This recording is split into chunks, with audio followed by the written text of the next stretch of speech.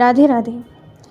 भगवत उपासना में मुख्य 32 अपराध हैं जो पद्म पुराण के पाताल खंड के अध्याय 79 में हमें मिल जाएंगे। उसमें यह लिखा है, प्रथम अपराध, वाहन में बैठकर या खड़ाऊ पहनकर भगवान के दर्शन को जाना नहीं चाहिए। भगवत उत्सव आदि का नहीं करना या योग्यता होते हुए सेवा न करना, यह द्वितीय अपराध है। भगवान के सामने जाकर प्रणाम न करना, यह तृतीय अपराध है।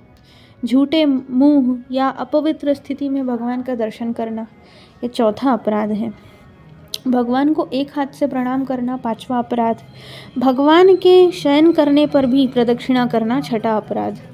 भगवान के सामने पैर फैलाना, सातवां। भगवान के सामने उच्चासन पर बैठना, आठवां।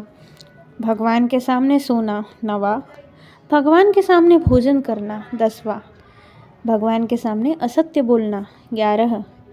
भगवान के सामने जोर से बोलना, 12 अपराध।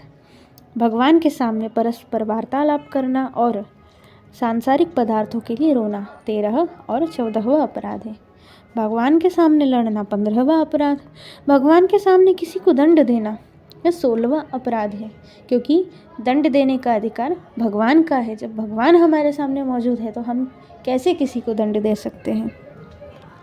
भगवान के सामने किसी को आशीर्वाद देना भी 17वां अपराध है, क्योंकि वहाँ भगवान बैठे हैं आशीर्वाद देने के लिए। भगवान के सामने किसी को कटु वचन कहना अथवा किसी को भी कटु वचन कहना, 18वां अपराध है। काला कंबल ओढ़कर भगवान के सामने जाना, 19वां अपराध। पर निंदा करना, 20वां अपराध। भगवान के सामने अन्य की स्तुति करना, 21वां अपराध। अश्लील वार्ता करना, 22वां अपराध। भगवत विग्रह के सामने अधोवायु छोड़ना, 23वां अपराध। शक्ति रहने पर भी भगवान की अच्छी सेवा न करना, यह 24वां अपराध है। भगवान को निवेदन किए बिना ही किसी भी वस्तु का सेवन कर लेना, यह 25वां अपराध है। ऋतु के अनुसार फल फूल आदि भगवान को अर्पित न करना, 26वां अपराध। अपने उपयोग में लाने के बाद में, जैसे पंखा आदि हम लोगों ने उपयोग किया और उसके बाद में भगवान की सेवा में उसे लेकर के गए, यह 27वां अपराध है, क्योंकि भगवान को हमेशा नवीन वस्तु ही अर्पण करना चाहिए। भगवान के सामने पीठ करके बैठना, 28वां अपराध। भगवान के सामने अन्यों को प्रणाम करना, 29वां अपराध। गुरु के प्रश्न करने पर उत्तर न देना, गुरु और भगवान में भेद नहीं है, इसलिए गुरु के प्रश्न करने पर भी उत्तर न देना, उन्हें नज़रअंदाज कर देना हमारा अपराध है, यह 30वां अपराध है।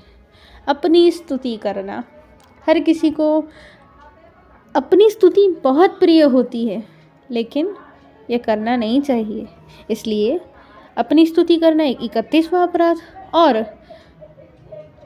अनन्यता के नाम पर अन्य देवी देवताओं की निंदा करना, यह 32वां अपराध है, क्योंकि यह देवी देवता, यह सृष्टि भगवान से ही तो प्रकट हुई है।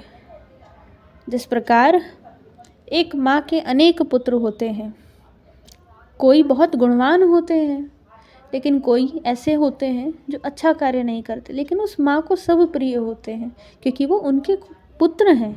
उसी प्रकार ठीक है, हम नहीं मानते हैं या हमारा प्रेम किसी एक में, भगवान में है, चाहे राम जी में हो, चाहे श्री कृष्ण में हो, चाहे राधा रानी में हो, चाहे सीता जी में हो, चाहे नारायण स्वरूप में हो, चाहे बिहारी जी में हो, लेकिन इनसे प्रेम करके हम किसी और को बुरा भला ना कहें, यह अपराध की श्रेणी में होगा, क्योंकि वो कैसे भी हों, वो हैं तो भगवान से ही ना। इसलिए देवी देवताओं की निंदा या उनका अनादर ना किया जाए। अपराध करना छोड़कर नाम जप करने वालों का नाम जप ही उनके अपराधों को नष्ट कर देता है।